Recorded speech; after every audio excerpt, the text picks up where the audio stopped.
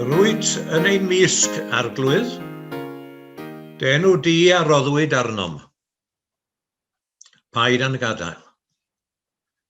Dywedodd Iesu oherwydd lle mae 2 neu 3 wedi dod ynghyd yn fenw i, yr wyf yno yn ei canol.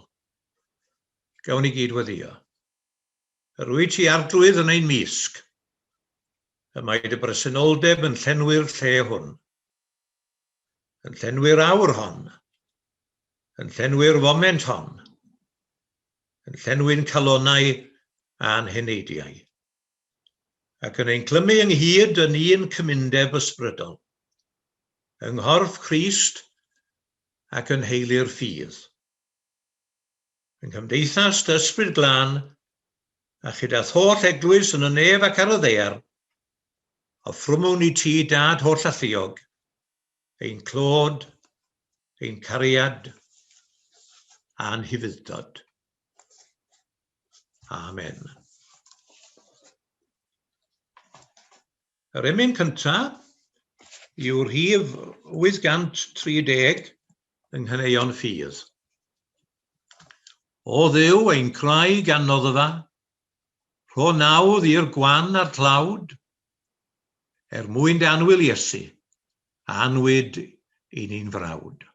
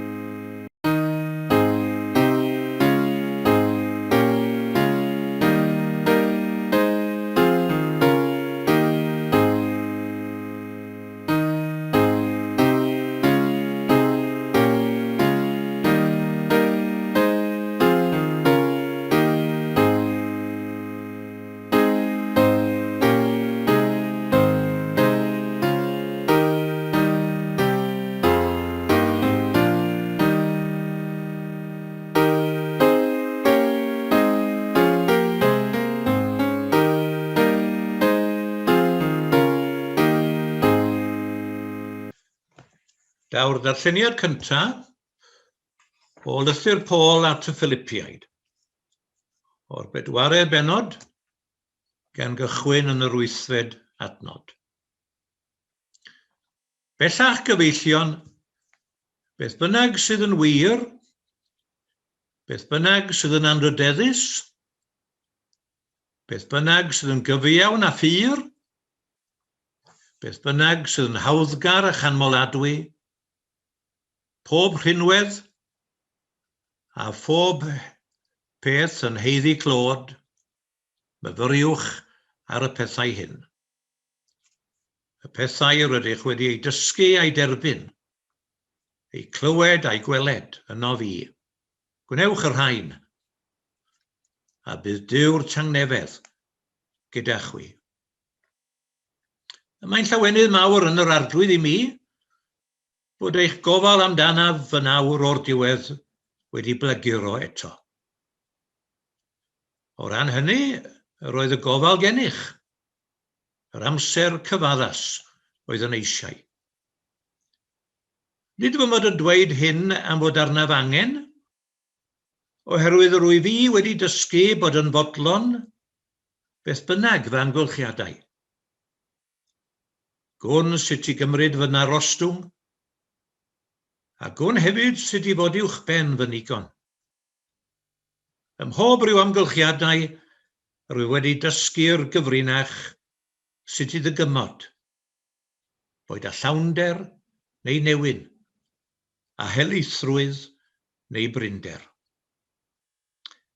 A mae gennyf gryfder at bob gofyn, trwy'r hwn sydd yn fy nerthu i. Hynny, da gwneithoch, wrth rannu â mi fy ngorthrymder. Ac fe ddaw'r ail ddarlleniad o'r llythyr at yr Hebreaid yn y 10fed bennod, gan gychwyn gyda gadnod 32. Cofiwch y dyddiau gynt, pan fu chwi wedi eich goleuo, sefyll yn gadarn, yng ngornest fawr eich cystuddiau. Weithiau yn eich gwaradwydd a'ch cystuddiau, yn cael eich gwneud yn sioe i'r cyhoedd, ac weithiau yn gymdeithion i'r rhaidd yn cael ei trin felly. Oherwydd cyd-dioddefasoch a'r carcharorion, a derbyniasoch mewn llawenydd, ysbeilioch meddiannau, gan wybod fod meddiant rhagorach ac arhosol yn eiddo i chwi. Peidiwch felly â thaflu eich hyder i ffwrdd, gan fod gwobr fawr yn perthyn iddo. Y mae angen dyfal barhad arnoch i gyflawni ewyllys Duw a chymryd meddiant o'r hyn a ddawyd. Oherwydd yng ngeiriau'r ysgrythyr, ymhen enid bach, fe ddaw yr hwn sydd i ddod, a heb oedi. Ond fe gaiff yr un cyfiawn i fyw drwy ffydd. Ac os cilian ôl, nid bydd fe enaid yn ymhyfrydu ynddo. Eithir nid pobl y cilio'n ôl i ddistryw, ydym ni, ond pobl a ffydd sy'n mynd i feddiannu bywyd. Byddai'n bendith ar ein darllen a'n gwrando ar y gair. Wel, beth tybed mae'r cyfnod clo yma wedi ddysgu i ni? Mae'r cyfnod clo yn sicr wedi codi cwestiynau enfawr i bawb ohonom, ac yn wir wedi'n gorfodi ni i'w gofyn, dro ar ôl tro. Sut tybed yr ydym yn mynd i ymateb iddynt, neu yn wir sut yr ydym eisoes yn ymateb iddynt? Cwestiynau i ddechrau, am ein holl ffordd o fyw, ac am yr amgylchiadau yr ydym yn dewis byw ynddynt, am ein cymunedau, am ein gwlad ac am ein byd. Cwestiynau am natur ein cymdeithas. Mae'r pandemig wedi dinoethu gwir gyflwr ein cymdeithas, gan arddangos yr haniadau dwfn sydd ynddi. Ymddengys fod y tlodion wedi mynd yn dlotach, a'i bod yn dioddau weithaf o ran marwolaethau oherwydd y pandemig. Yn ogystal, mae pobl wedi bod yn fwy amharod i geisio cymorth meddygol a meddyliol.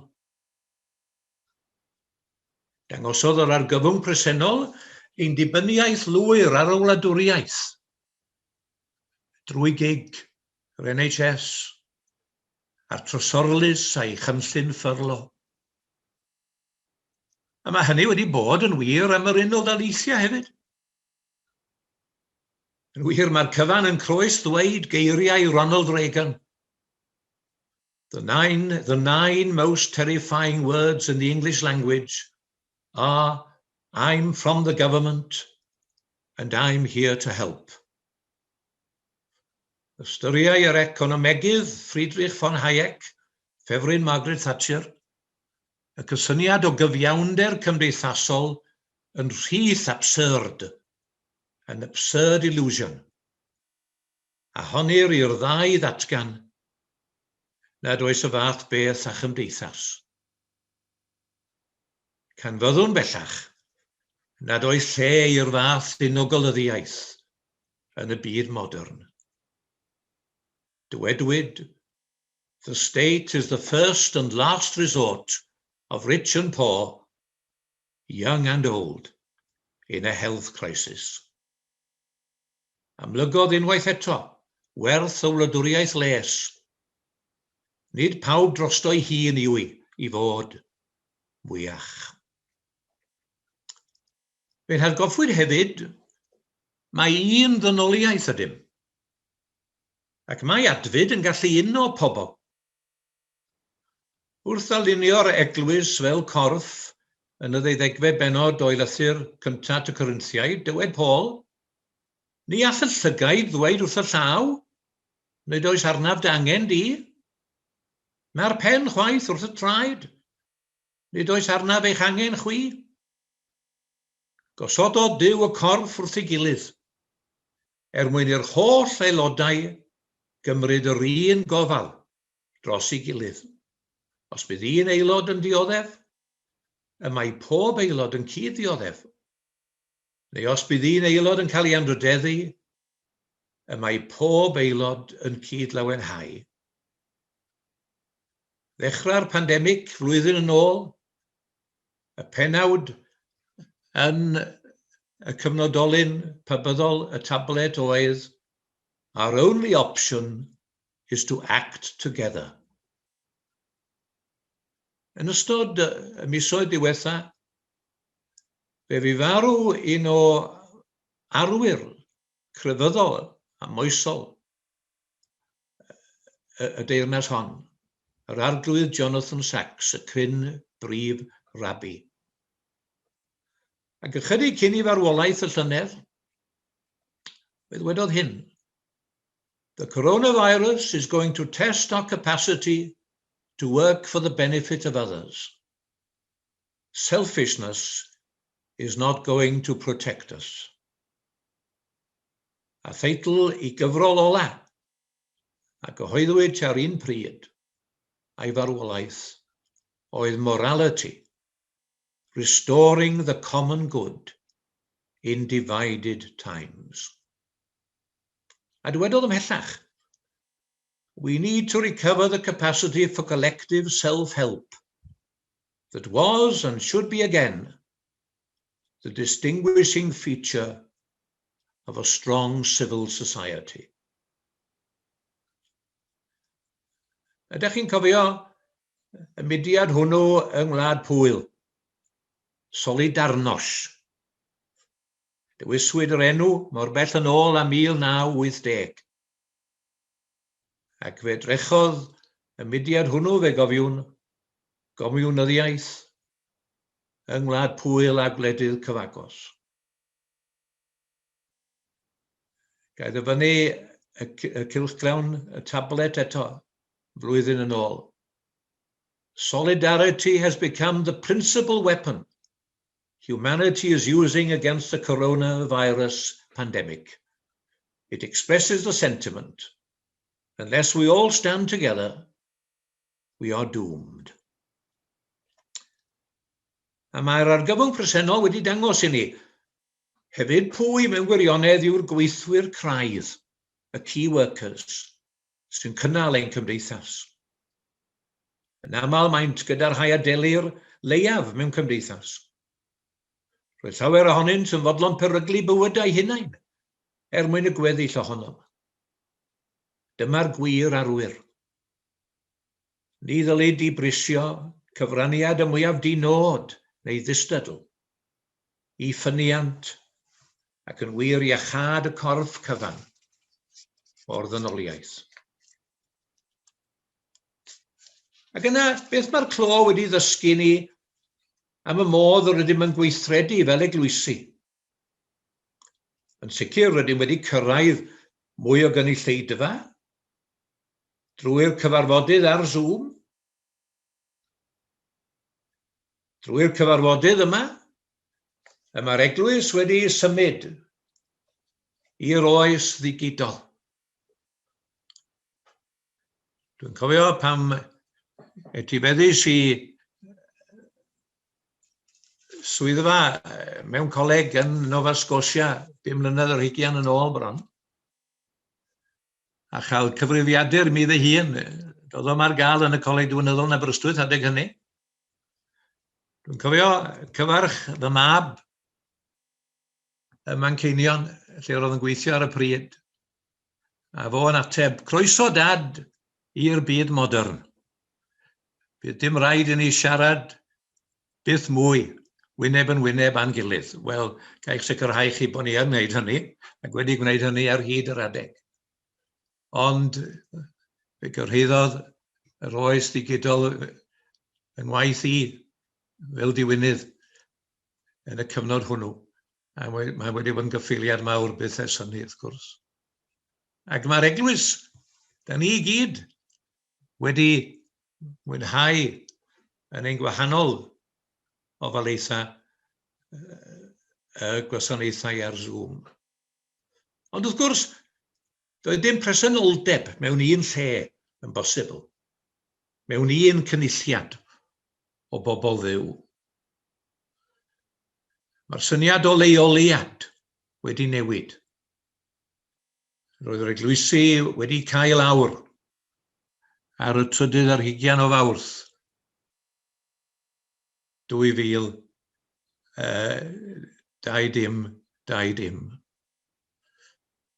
Beth da ni wedi golli fwyaf at y bad yn ystod y cyfnodau clo yma?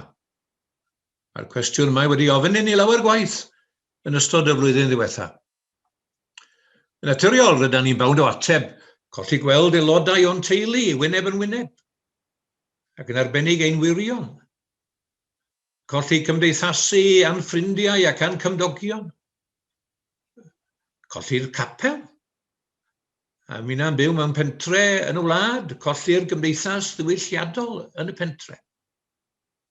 Yn wir, gellid ymestyn yr rhestr a sôn am lawer o bethau rydym wedi colli. Ond erbyn hyn, rydym ni wedi dechrau ail-agor ein capeli. A da hynny. Buom ni yng Nghapel Seiom yn dathlu hynny y Sul diwethaf ar Sul y Pentecost, pen blwydd yr eglwys. Wedi roedfa, eithom I le bwyta lleol I gymdeithasu a chael cinio gyda'n gilydd. Doedd hynny'n bosibl yn y capel ei hun. Efallai mae'r ffordd ymlaen fydd ceisio cyfuno'r dechnoleg newydd ochr yn ochr ar dulliau traddodiadol o addoli gyda'n gilydd mewn un man. Ond beth mae'r cyfnod clo yma wedi ddysgu ni am briod waith yr eglwys? Mae'r eglwys, medda Dietrich Bonhoeffer, y merthyr mawr o'r Almaen. Mae'r eglwys yn arddangos yr hyn ydyw mewn gwirionedd yn unig pan yw'n bodoli mwyn y ddynoliaeth, meddai. Yr eglwys fel gwas, the servant church, dyna'i hanfod. Fel ei meistr ei hun, ei hamcan i'w gwasanaethu yn y byd a bod yn gyson ymwybodol o anghenion cymdeithas a'r byd ehangach. Ac wrth gwrs fe'n atgoffi'r o ddywediad enwog yr archesgob William Temple. Yr eglwys yw'r unig gymdeithas ar y ddaear sy'n bodoli mwyn yr rhai sydd ddim yn aelodau ohoni. Mae datganiad gan Eglwys Norwy yn crynhoi'r diaconia, y gair yn y Testament Newydd am gwasanaeth, gwasanaeth yr eglwys i'r dim. Diaconia, mae'r datganiad, yw gweinidogaeth ofalus yr eglwys. Yr efengil ar waith ydyw, ac fe'i mynegir drwy garu eich cymydog, creu cymdeithasau cynwysol, gofal am y greadigaeth, ac ymdrechu dros gyfiawnder. Ac onid yw'r apostol Paul wedi crynhoi hyn I gyd wrth ddatgan bod Duw wedi rhoi I ni weinidogaeth y cymod. Fel y dywed Elaine Graham, diwynydd o Brifysgol Caer, action, not words, constitute the chief credentials of the gospel in the public square. Ni fydd eglwys sydd fe ymddengys a'i hunig ddiddordeb yn ei thyfiant ei hun, yn hytrach nag mewn defnyddio ei hadnoddau a'i hegni ar ran y tlawd a dioddefwyr gormes a thrachwant, yn ennill parch y gymuned. Edrych allan yn hytrach nag edrych i mewn arno mewn hunain, ddylai fod yn brif ffocws yr eglwys. Wedi'r cyfan, y dyn mwyn eraill oedd Iesu Grist, nid i fwyn ei hunan y daeth i lawr o'r ne, ond rhoi ei hun yn aber dros eraill. Naeth e fe. Yr eglwys ar waith yn y byd yw'r Cristion yn cyflawni ei orchwil dyddiol yn y byd, medda A.T. Hanson. Mewn cyfrol a gyhoeddwyd 30 mlynedd yn ôl, The Church of the Servant. Diolch enghraifft am yr eglwysi hynny yn y cyfnod hwn, a'r Cristnogion unigol hynny, sy'n cyflawni gwaith anhygoel heddiw gyda'r banciau bwyd. Yr unig iaith am y ffydd Gristnogol sy'n gwneud synwyr i bobl yn y deyrnas hon heddiw yw iaith cyfiawnder a heddwch, medda un. A mae hynny'n siŵr o fod yn arbennig o wir pan da ni'n ceisio cyfarch a chyrraedd pobl ifanc. Mae rhaid felly gosod concern am y blaned ar frig blaenoriaetha'r eglwys heddiw. A ni'n anachwyn yn barhaus am ddiffyg diddordeb y bobl ifanc yma yng ngweithrediadau'r eglwys.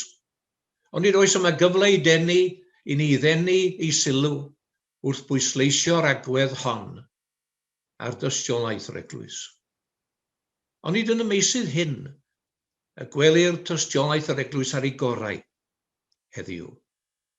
Y gobaith y deiwn yn gymdeithas fwy goddefgar a chansyrnol am eraill wedi'r profiadau hyn. Dyna'n gobaith, ac mae ein cyfraniad ni aelodau'r eglwys yn sicr yn ganolog i hynny. Ac yna'n ola, beth mae'r cyfnod yma wedi ddysgu ni amdanom ni ein hunain?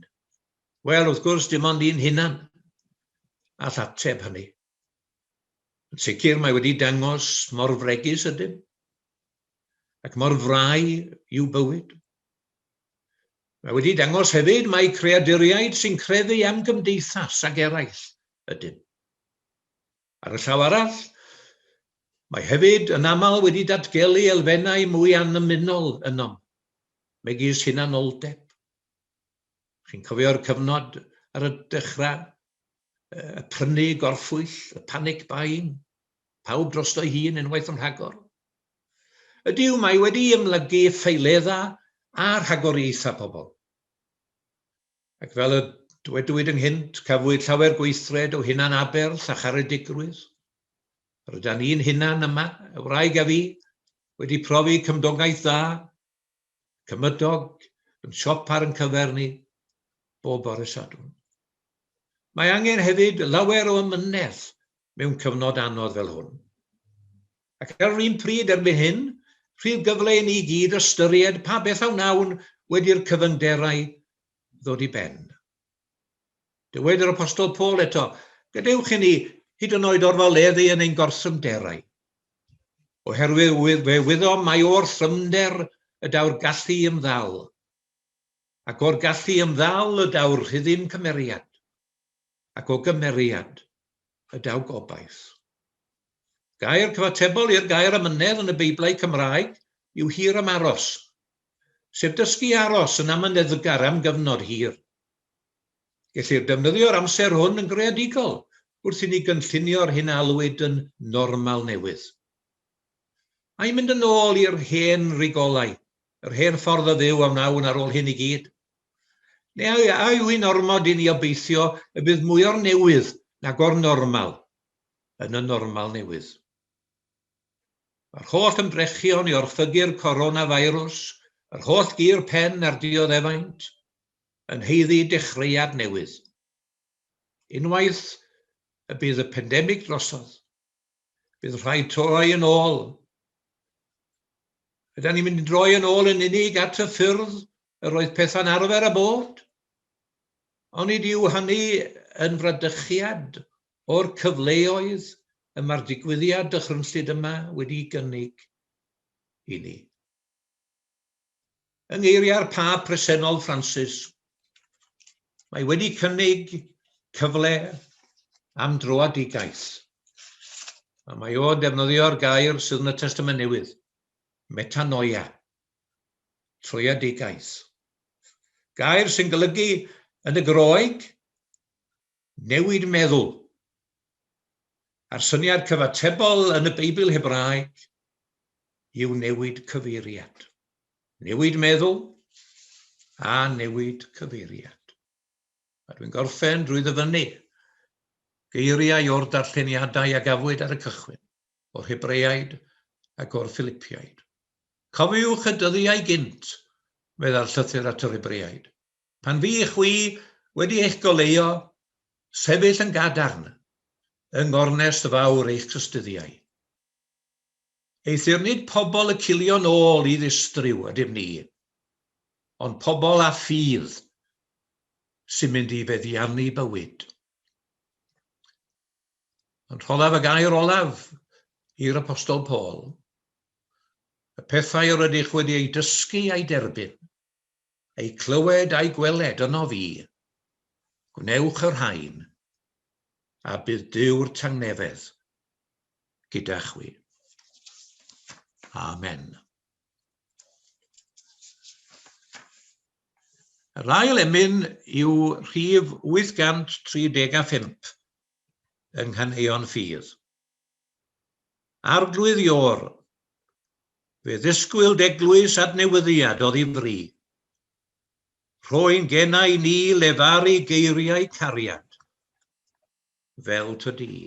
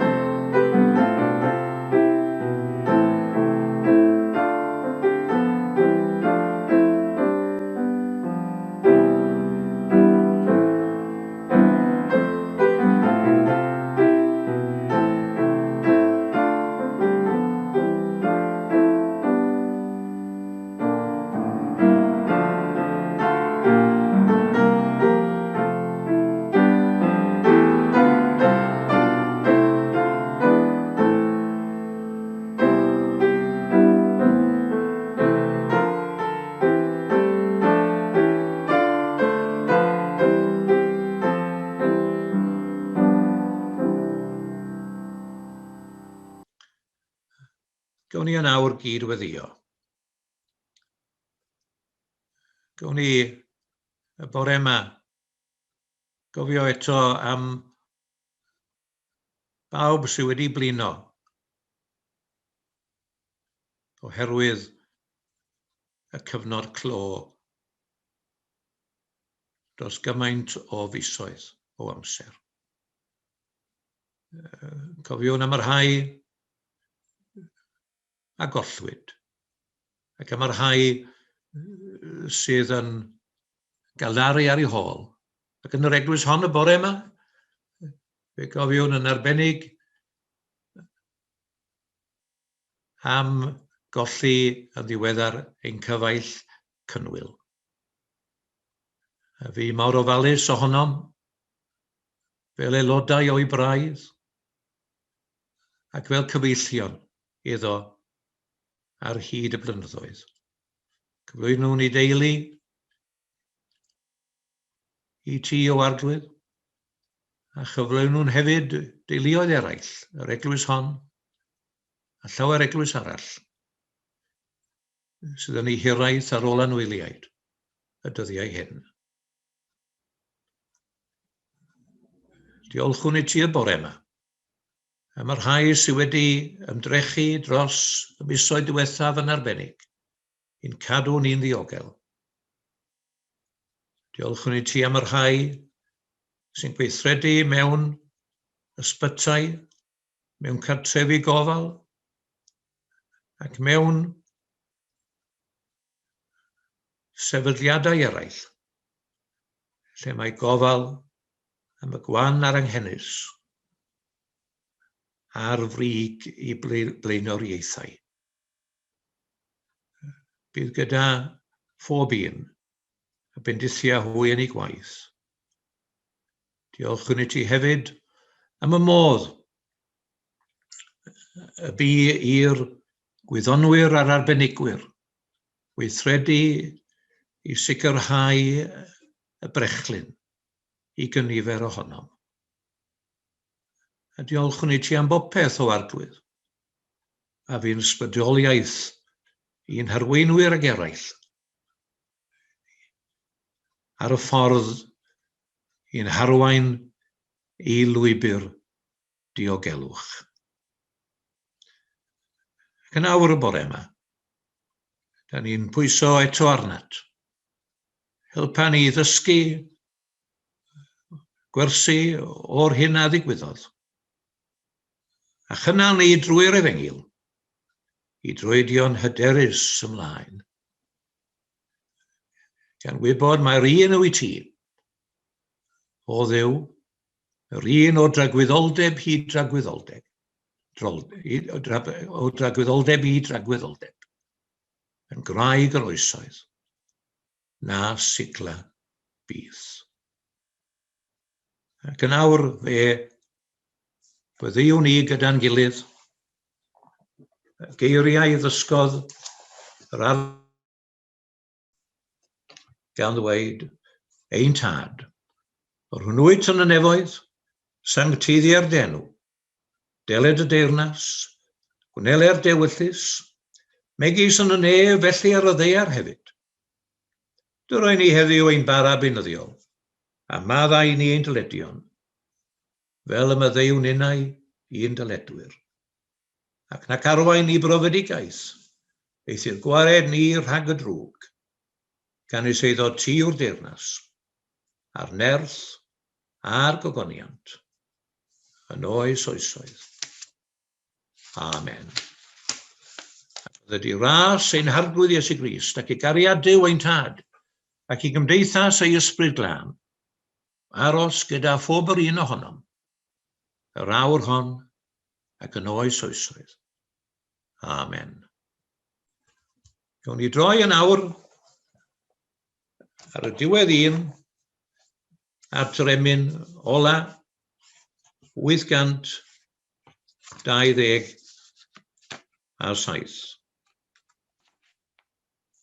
Cofia'n glad, ben llywydd tyrion, dy gyfiawnder fyddai grym. Cadw hi rhag llyd gelynion, rhag i beiain fwy na dim. Rhag pob brad nefol dad, teina dadain, dros ein gwlad.